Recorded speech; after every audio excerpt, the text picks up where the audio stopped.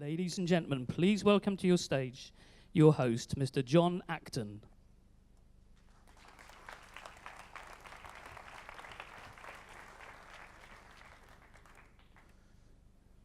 Morning, everybody.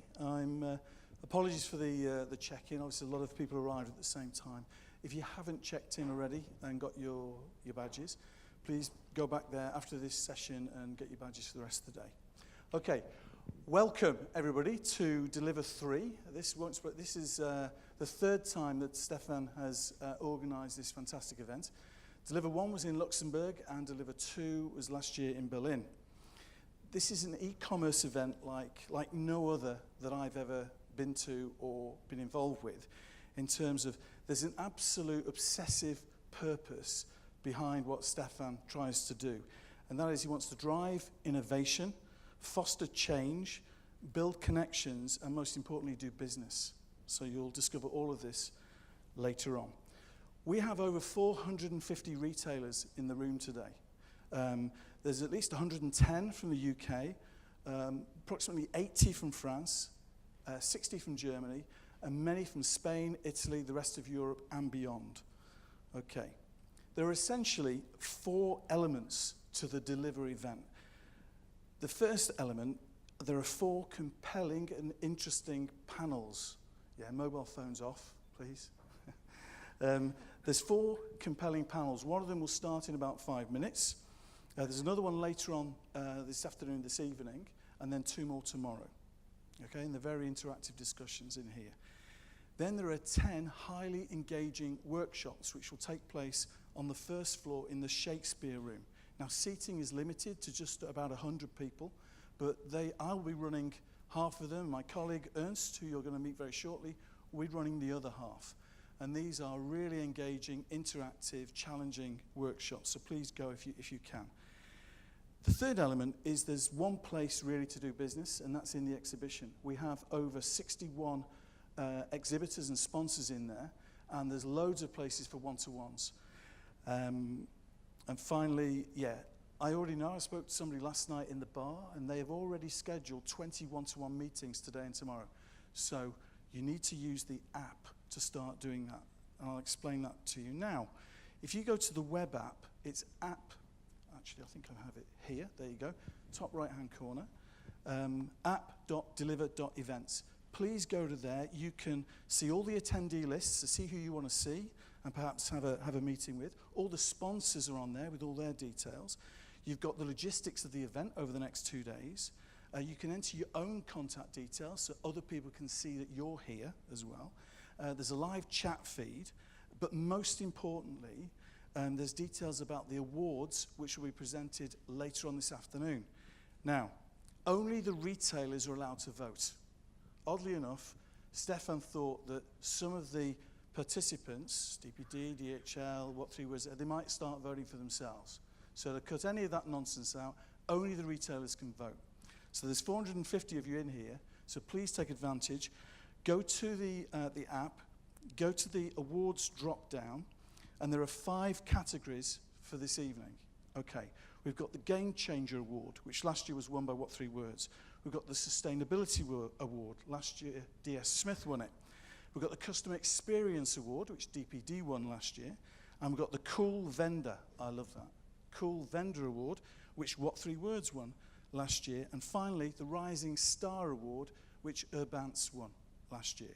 So please, retailers, go to the app, vote. Voting closes at 1 o'clock tomorrow. Okay. Housekeeping. There is no scheduled fire alarm today. So if the fire alarm goes off, it means there's probably a fire. So you need to exit through the fire doors. The rendezvous point is out onto the main road. There's a huge statue of rugby players in the corner. That's the rendezvous point if there's a fire.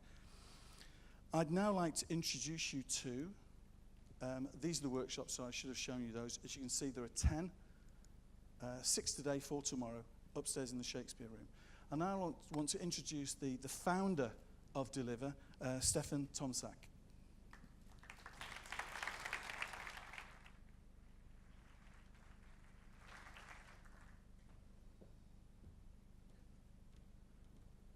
Is it me? Well, so Ladies and gentlemen, this is really my utmost pleasure to open this third edition of Deliver, already third. So this year is a bit special for us. It has been like we have seen like a tremendous growth.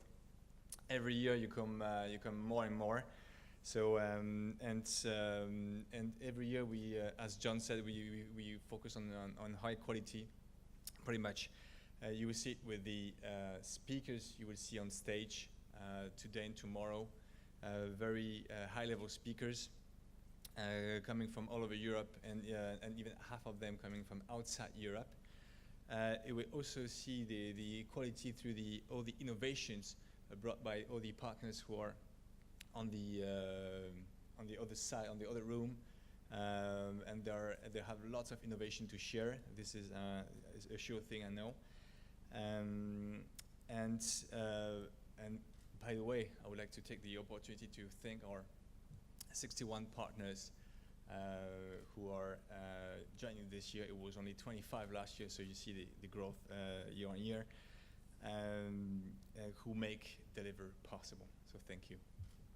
At the same time, I'd like to thank the 450 decision makers in that room, also belonging to the largest retailers in Europe.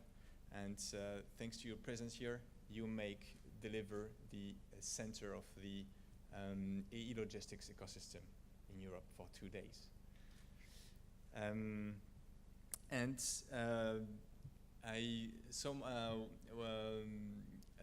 Some time ago, someone told me that if there is one place where the future of e-commerce and logistics will happen, it's going to be here at Deliver. And for that purpose, I think what's interesting is to see what is the project that, let's say the upcoming projects that you have as retailers put in your application. And this is, and what is interesting to see on that purpose is that innovation, like John mentioned, is really at the center of many of your projects. And especially we kind of saw like two trends for this. Automation is a strong trend that we saw a lot. So it seems to be this topic seems to be picking up a lot. And even if it's not new, but it's really comes back and back and back, is your obsession, all of you, and no matter the country, about the customer experience. So I think that this is you represent the elite of e-commerce and logistics, and it's really promising to see like how obsessed you are to serve your customer the best you can.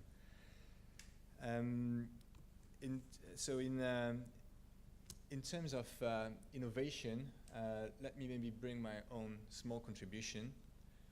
It happens that exactly 1 year ago, with the help of the funding of the European Commission, I launched in Berlin the European information platform called Deliver in Europe.eu. So this platform, this website, is here just to map the service offering of e-logistics services in Europe. And 1 year further down the road, I'd like to share you some figures. So we have already 300, actually a bit more than this, 300 service providers, some of you in the room already, who have shared their profile. It's those 300 service providers have actually shared like 1,000 services to describe what they are offering to the customers in Europe. And when I say in Europe, we are talking about covering 60 countries, and actually there are already like several thousands of visitors like seeing this platform. So it's only the beginning. So actually it's quite a good start.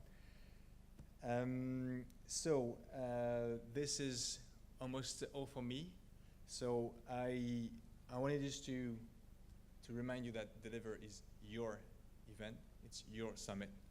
I hope that you'll get back home like energized, full of great ideas, that you'll be able to make very powerful and meaningful connections which will bring a lot to your business. And for that matter, since I know that it's already almost like 2,000 business meetings, one-to-one meetings that have been already booked through the platform.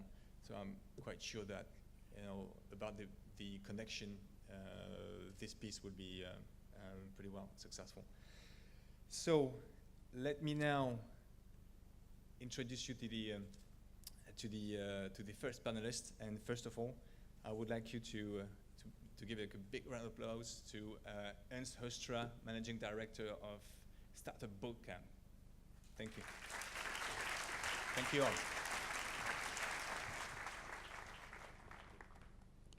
Thank you, Stefan.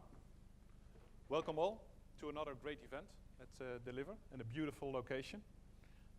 One of the things that Stefan is really good at is finding the best spots around Europe to run these type of events. So you probably enjoy as well the scenery tonight at Twickenham Stadium. Not to play rugby, but to network. We have a great panel. We will talk about investment trends in the logistics sector.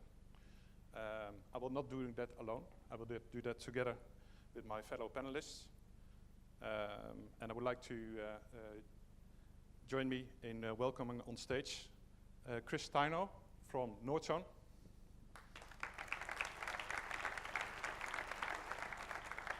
Thomas Rubens from DN Capital. And Charles Letourneux from Alven. Together, they are responsible with their companies of more than 500 investments, and they already made 70 exits. And obviously, we will query them and probe them today about their experiences in the logistics industry. Before we go further detailed intros, a few things about myself. I used to work, like yourself, 15 years in corporate logistics, working for Post, TNT Express, as well as Pitney Bowes. After that, I joined a company, a startup, Cyclion, and they're now currently the market leader in reverse logistics, returns management for, amongst others, Amazon, Sony PlayStation, Nike, in those places. And I exited that a few years ago. And since then, I've joined, let's say, the pure entrepreneurial space in Startup Bootcamp. So to frame this a little bit, sort of what is happening in our industry. We obviously see quite a big dominance about data. The big four nowadays, it's not our traditional PwCs and EYs anymore. What's Apple, Amazon, Facebook, and Google dominate our industries because they capture the data.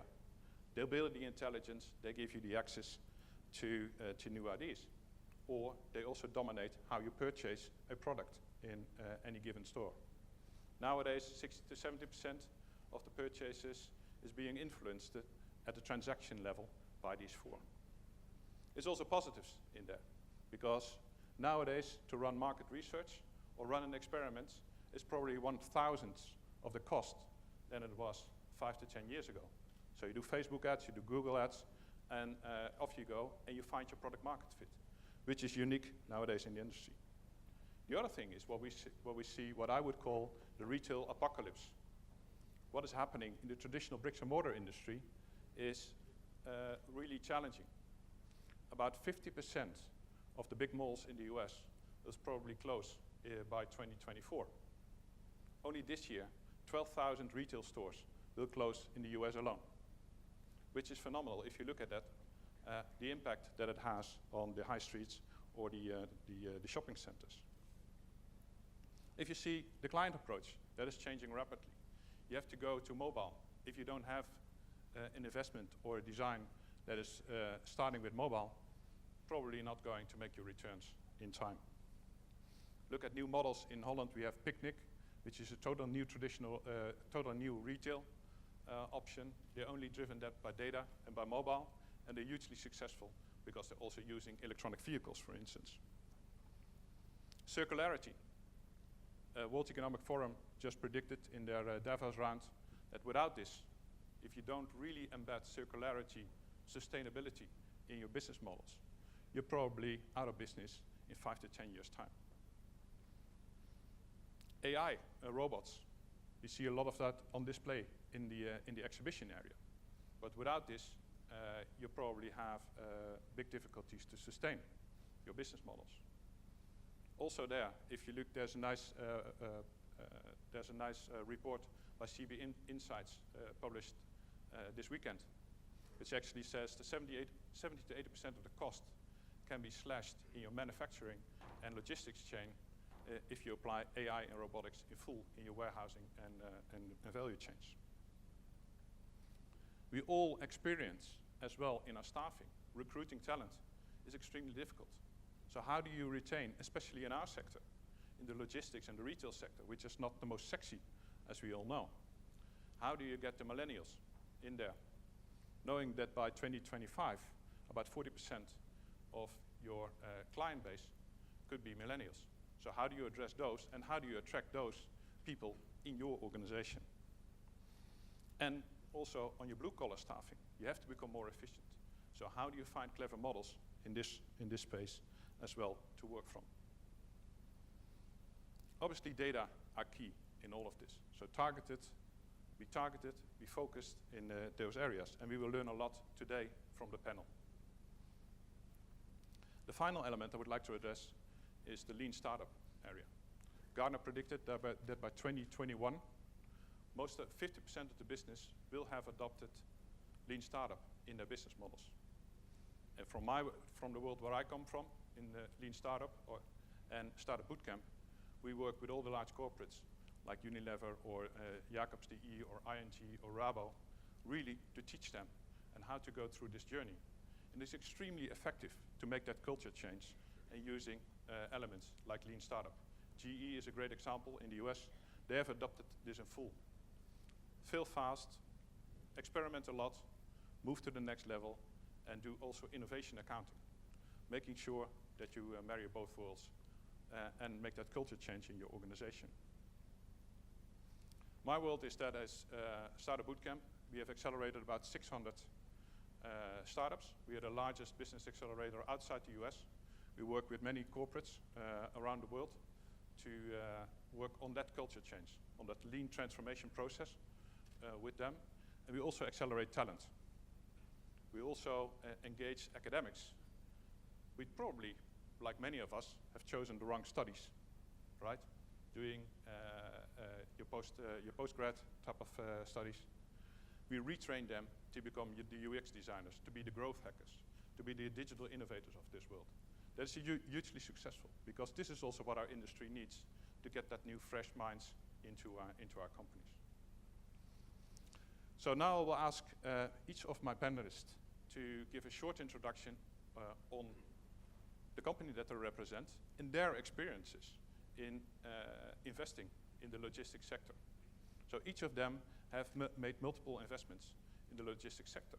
So what is different? What is there to be learned from those investors' perspective?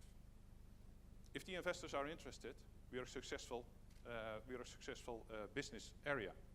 So far, we seem to be lagging behind a little bit behind fintech or service industries. So what is keeping us to be more aggressive as a logistics and e-commerce sector in that space? So, Chris, I'd like to kick it off as the first panelist. Sure. Go ahead.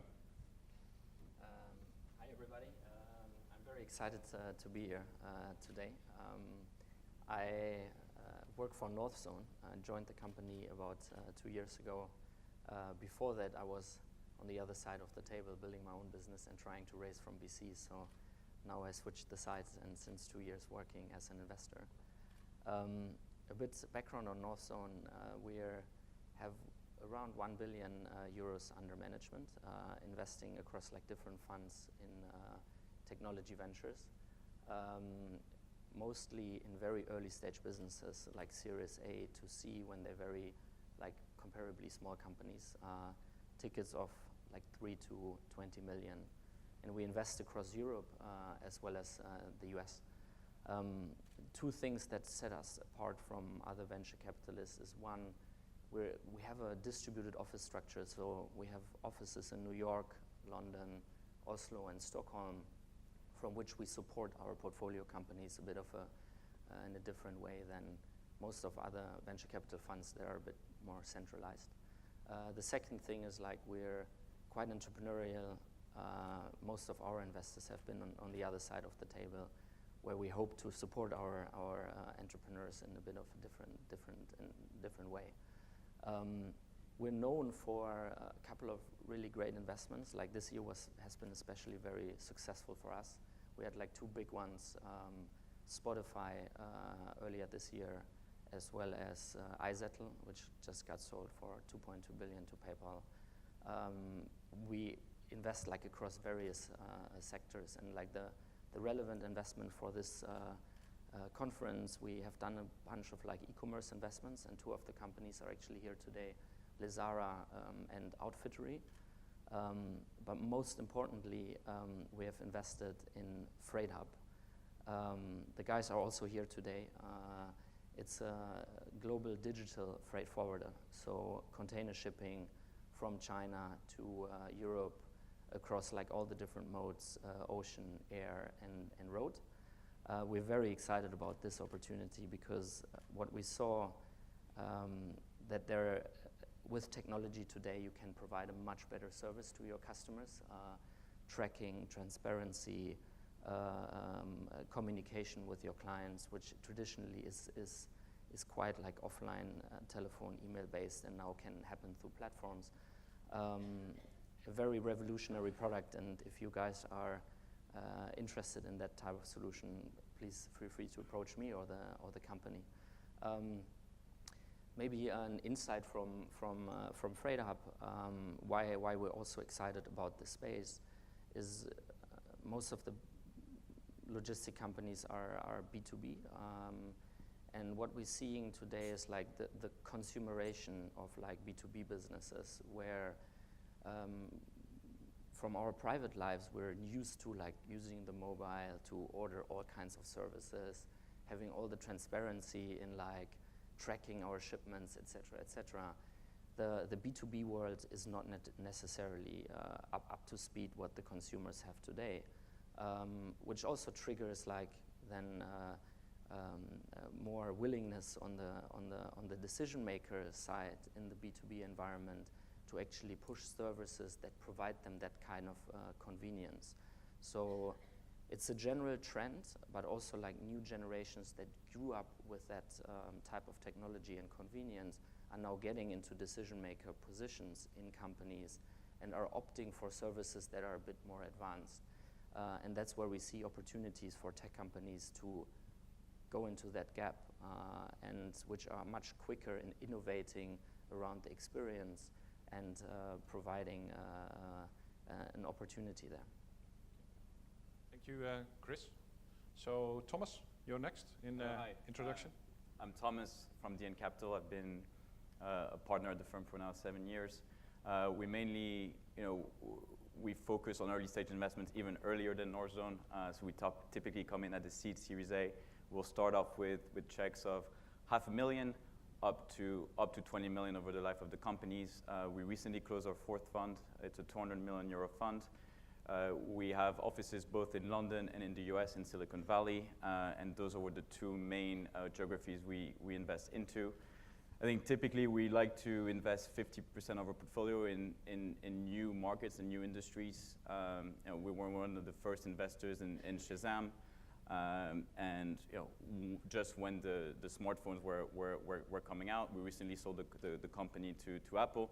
But also, and this is connects to logistics sectors, we also like to apply new technologies within more traditional industries, and we've seen quite a lot of success in doing so. So in the automotive sectors, we invested in a company 4 years ago or 5 years ago now, called Auto1, which has become the leading used car marketplace in Europe.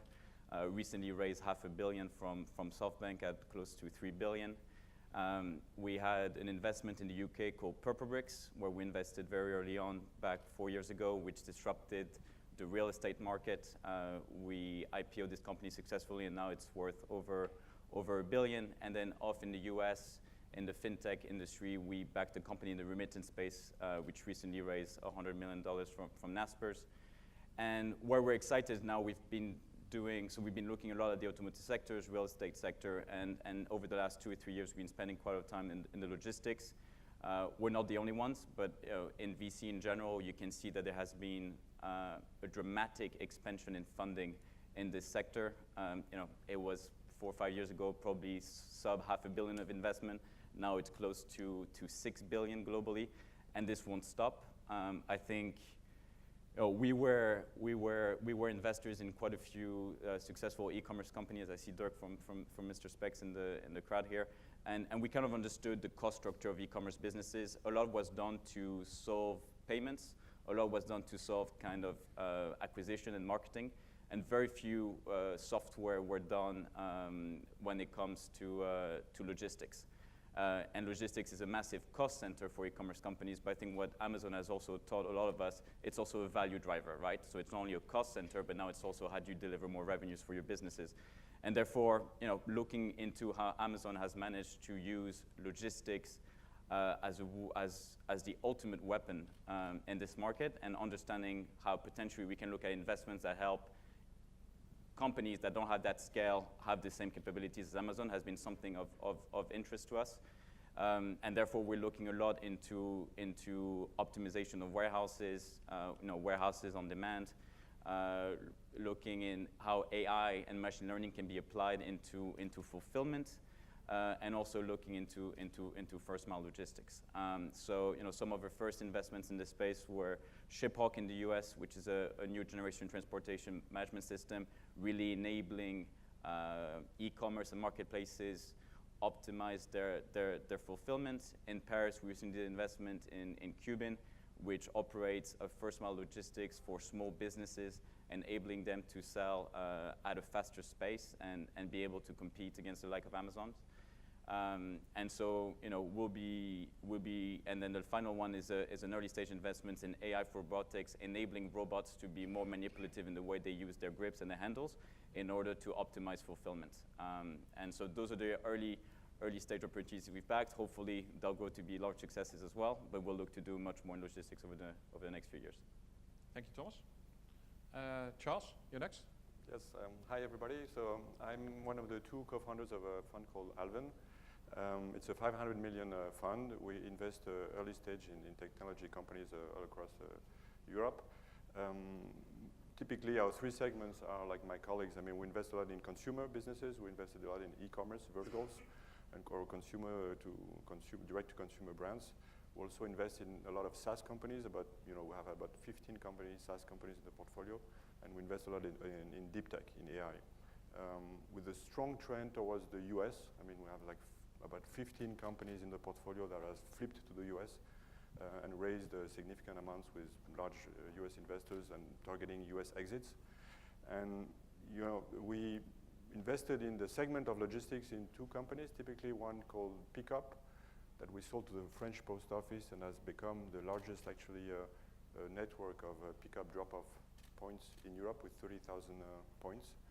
And another company recently that we have not announced, which is actually AI applied to autonomous cargo shipping, so boats without pilots. So that's the future of the industry. So just to give you a little bit of background on our business, what we do is it's actually trying to identify fast, large, and disruptive stories. Typically, try to invest, up to $20 to $30 million, and target the $1 billion exit. So that's the typical story we try to find, and it doesn't happen often. I mean, it's hard to find. And to go straight to the point, I mean, we experience in your industry, I mean, in logistics, that it's been a bit slow in the past. That typically, all across Europe, I mean, my numbers show that over the last 5 years, it's been maybe $200 or $300 million invested, which is not huge, and it's been mainly on platform. It's been invested on platforms, between shippers and transportation. There's been a lot of innovation there. I mean, companies like OnTrack, Convargo, or Byco, and so on. A lot on last mile. There's been a strong area of focus for startups. And we see, that was history, basically. And we see now the whole industry is really disrupting very fast. It's completely changing now. It's accelerating. And it's accelerating typically on a number of items that are very much of interest for guys like ourselves. The first one being AI. Deep tech applied to, as Thomas was saying, deep tech applied to inventory management is a strong area of interest for us, because there's a lot of happening there. Robotic is also a very strong area of interest. Amazon bought Kiva, and typically we saw a company, there's a competitor of Kiva in France called Exotech that is trying typically to disrupt, it's just an example, but this market. The last mile is also, we think, very interesting because as all e-commerce players here in the room know, delivery and logistic is going to be crucial in terms of competitiveness, and same-day delivery is going to be typically a challenge for you guys. And any solution, software or people-based, that can accelerate this the last mile and achieve the same-day delivery is a challenge. It is a key area of focus for us. Less an area of focus, for us, typically is IoT, because IoT has always been difficult to scale. So, I'm being straightforward with you. It's less of an area. Longer term, I guess, it's more like vision, because we think this is not going to happen very shortly. So we don't see it as a really direct opportunity of investment. It's typically blockchain, crowd-based solutions for logistics, autonomous vehicles. All these things is sort of a vision of what the industry is going to be maybe a few years from now, but as an investor, we think it's a bit too early stage for us. So I guess we focus mostly on AI, robotics, and last mile. Thank you, Charles. So obviously we will take questions from the audience. The only thing is it's a little bit difficult for me to see that people would like to immediately put a question forward, but raise your hand, please, if you like to put a question, and somebody will get to you with the mic. But I have a first question to all of you in the panel. You, as an investor, obviously take a little bit different type of look. You take this aggregate view on our sector, on this logistics and e-commerce area. So, what are reasons for that it is lagging behind a little bit, at least from my perspective, with fintech or the service industries or that type of thing? Is that has to do with capital structure? Is it too traditional? Is it something in the talent area? Could you give a comment? Thomas, I see you nodding a lot already, so I'll give you the first. I think it's something quite basic in terms of how the industry is branded, right? And the level of sexiness in the industry, and how do you acquire the technological talent to come into your industry, and logistics, wasn't top of mind with a lot of engineers. I think there was a recent article in, I think it was The Economist, about the kill zone, whereby the GAFAM companies out in Silicon Valley are just acquiring as much talent as possible, because this is what creates the most defensibility. So it's very tough, I think, for the existing players in logistics to acquire that type of talent when you come from a very initially very asset focused, right? And those companies have been very successful over 30 years, build up very huge infrastructure, very people driven, really very much relationship driven. And now to transform your entire business into more of a tech play, you need to be able to acquire that talent, but you're not seen as the industry where the engineers want to go. So how do you change that mindset and framework? And I think we're seeing it with a lot of the startups that we're seeing that are more nimble, that are creating this opportunity, and people are now starting to see actually logistics is a huge industry, but very problematic, and there's a lot of intelligence that you can put into this, so it's a very exciting challenge to tackle, and that's where now we're seeing much more talented people coming into the industry and trying to disrupt this market, and now VCs coming into this and backing them. Yeah. Charles, you would say? Yeah, and I agree with what you're saying. I think it's mainly because it's an asset-based, heavy with a lot of capex industry. It's a people-based industry, so it's by definition harder to disrupt than fintech typically. But what I think is that the chances for disruption will not only come from startups, but will come from the large players themselves. Because it's an industry where both parties have to connect and work together. Because as a pure startup, it's going to, you will be. It's very difficult to become a large pure player in this industry. So, our experience is that typically Pickup became a big company because it worked with the French post office. Alone, it wouldn't work. So and I think that the mindset in the large corporations and the large transportation companies is changing, and that's going to be the driver for growth. Chris? Yeah, I mean, I agree with the points. I would give it a bit of a different spin. So I'm a bit more optimistic that we see more acceleration in logistics these days, and I think there are a couple of trends why that is happening. I think the consumerization that I mentioned earlier is like a driver for this. Another driver for this is like we see a lot of like e-commerce companies being built over the last like decades within a very, very short period of time. So these companies are just like being founded with like a completely different set of DNA, more inclination to actually try and experiment with logistics and work with third-party providers. And on the back of that, what we're seeing now in the market, there are like logistic companies being built quite big in a very short period of time. And one of the examples in that case is a company called Flexport, which is similar to FreightUp, the investment that we did here in Europe, but they're like 2-3 years ahead. But what that company accomplished was they built like almost like $1 billion valuation company within less than like 5 years, while accumulating like 300 million in revenues. So I agree with what you're saying. Fundamentally, it's not easy to quickly accelerate companies in that space, but I think we're seeing now examples where that is actually happening at a faster pace, which also then attracts more talent, I think. I mean, more and more people are now developers, entrepreneurs looking at these examples, taking them as an example to build something similar. So I think the more and more we see these companies accelerating at that speed, the more innovation I think we will see as well in logistics. So we have to break out a little bit of that traditional thinking from all of you, what I hear, and there's definitely opportunity with some pockets of new business models. Would you see other business models now emerging, and could be also coming from different type of industries that are becoming more attractive? We already talked a little bit about AI and SaaS models, obviously.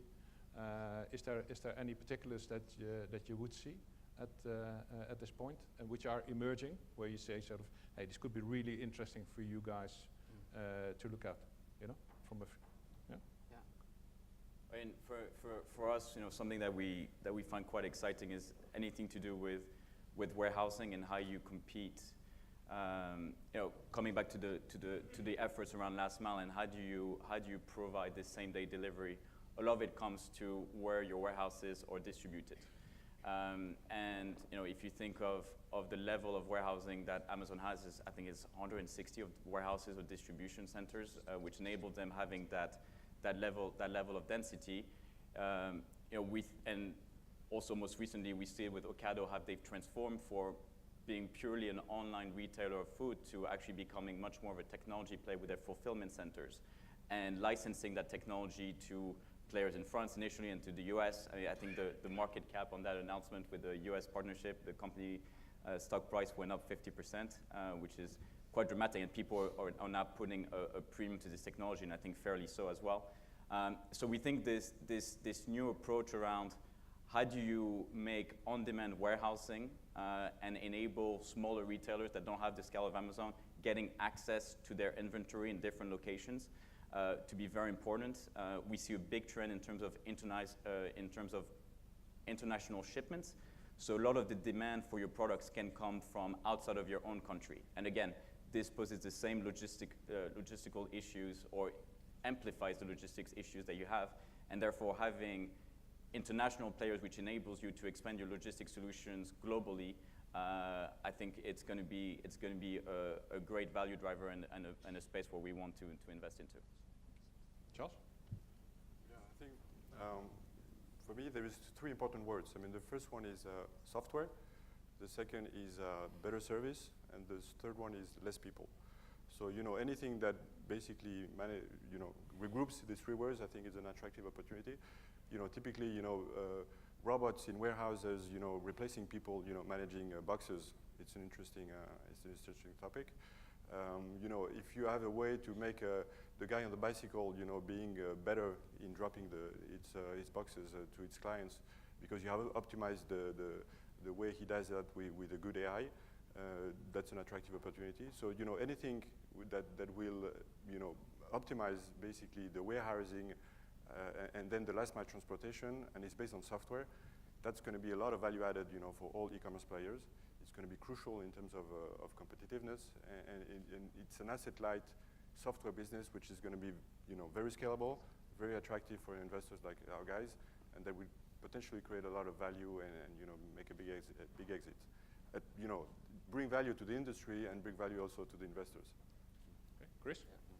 Yeah, I actually, like, I had the same talking points than Thomas, but like I think because I'm very much aligned with what you're saying. I think what's our perspective a bit is like Amazon is now approaching like 40% market share in the US. They probably go higher, but they will never reach like 100%. So there will always be a base of retailers that wants to compete with Amazon. It doesn't want to be dependent on them. So I think we will see a lot of innovation of tech companies actually enabling these retailers to compete with Amazon and to fight for their position. And that goes into allowing them to flexibilize their supply chain, which is kind of like the investment that we did with Freight Hub, providing smaller or like medium, large size companies that don't get the support of like the big guys to have like a similar experience and convenience in their supply chain. Warehousing is similar. I think there is an opportunity to build like an Airbnb of warehousing, which hasn't been done yet. And I think there are a lot of opportunities to enable these companies to compete with Amazon. I guess what is in there is also the better use of utilization and analysis of the data, right? Yeah. By tradition, logistics players have tons of data, which is sort of also a little bit disconnected. As long as you don't create an integral type of platform on this one, and this is also the examples of Flexport. Relatively simple model, but make better use of the data, you can build already a lot of skill in a very short period of time, and that's just breaking through these barriers in that entire supply chain, and also including the manufacturing chain. So connecting those dots in there. Do we have already questions from the audience? Can I get somebody here on the floor to break the ice? Anybody? I cannot see in the back, so. No? So sort of a little bit sort of also traditional players. No disruptive questions? I see a question there on the side. Can you state your name as well? Hi, I'm Ramin. Nice to meet you. Great talk so far. I was wondering if AI can be used to improve communication between stakeholders.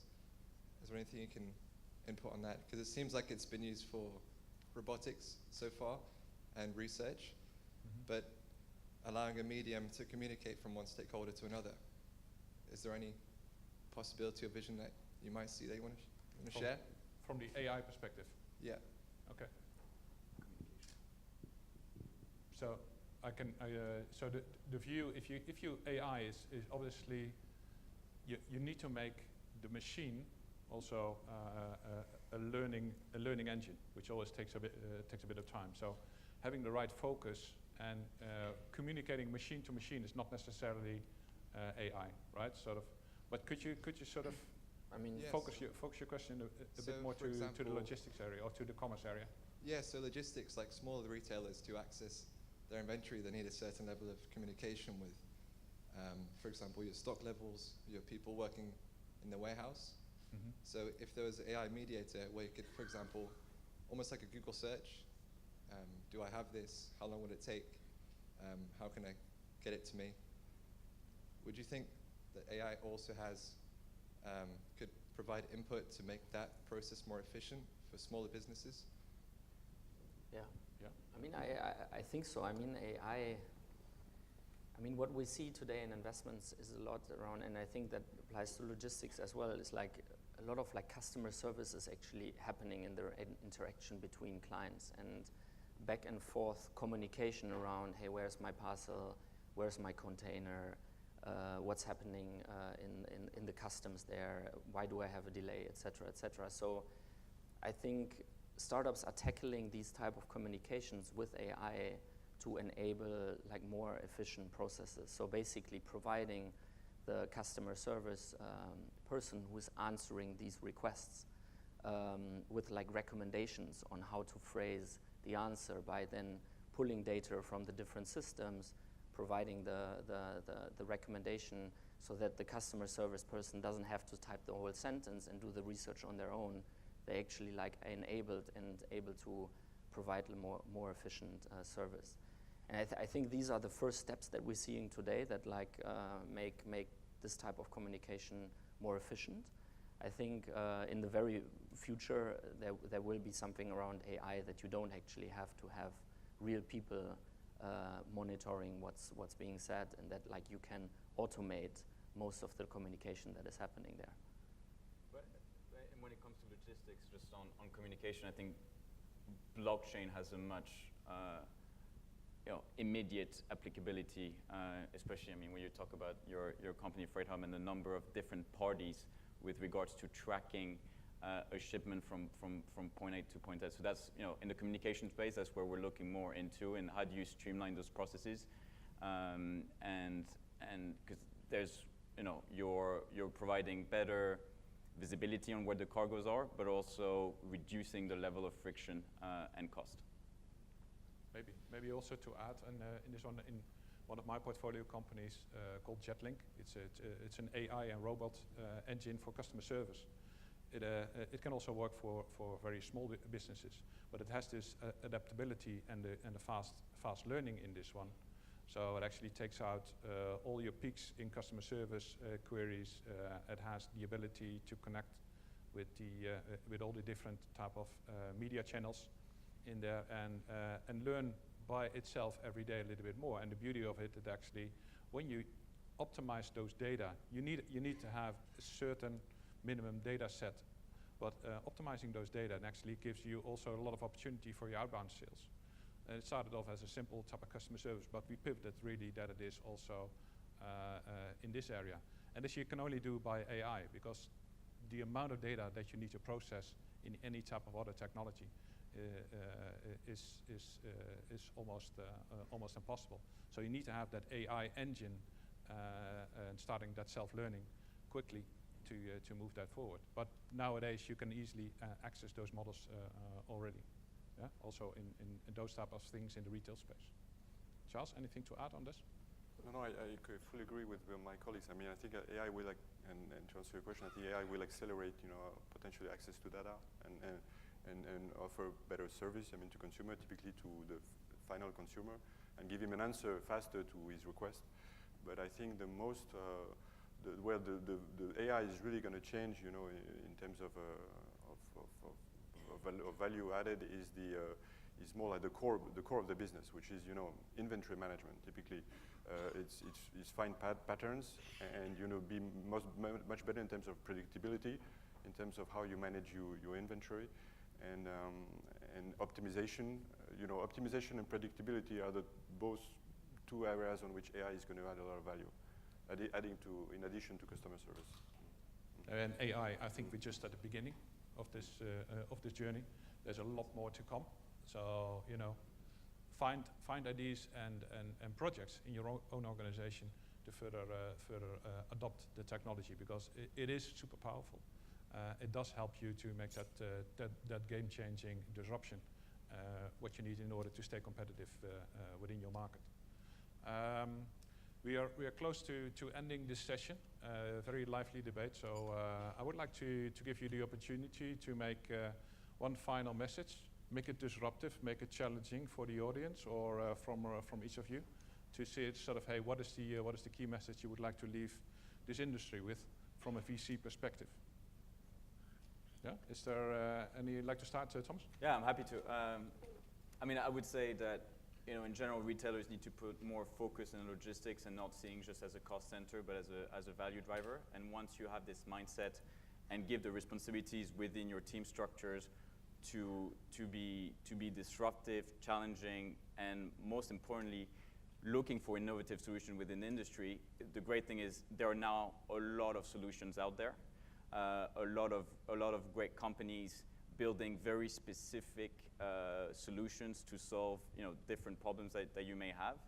And I think you need to, it makes sense to give those solutions a try and bringing your businesses to the next level. But I think the positive news is there are actually a lot of investment going into this industry, and a lot of great, whether software solutions, services business, who are there to help companies scale. Thanks. Thomas? Yeah. I think along similar lines. I think going back to the example that I mentioned with Flexport, like companies being built in such short periods of times, I think now than ever before, you really have to be on your toes when it comes to using technology to sustain your position and defend yourself against potential new entrants and competitors. So I think those companies that lack on that, like in a few years, there might be a big competitor that you didn't have on the radar that is doing something allegedly small, different, but from the perspective of the consumer and client, it's enough to disrupt an industry. So really be open and experiment with new services where you think that will actually provide you an edge. Thanks.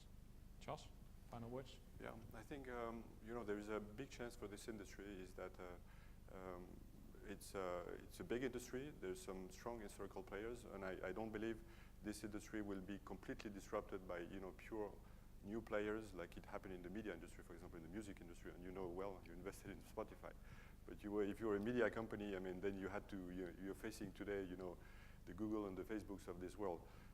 I don't believe this is going to happen in the logistics industry. I think it's going to be combined efforts of the historical players and the new startups. The new startups will not survive if they don't work with the incumbent players, and the other way around.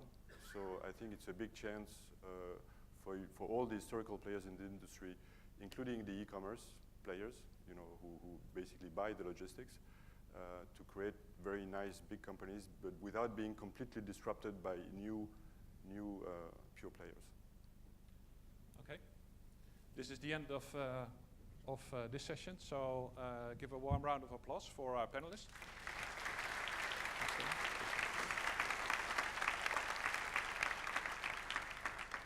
Just to sum it up, it's not too late, as the VCs tell us. There's a lot of opportunity in there.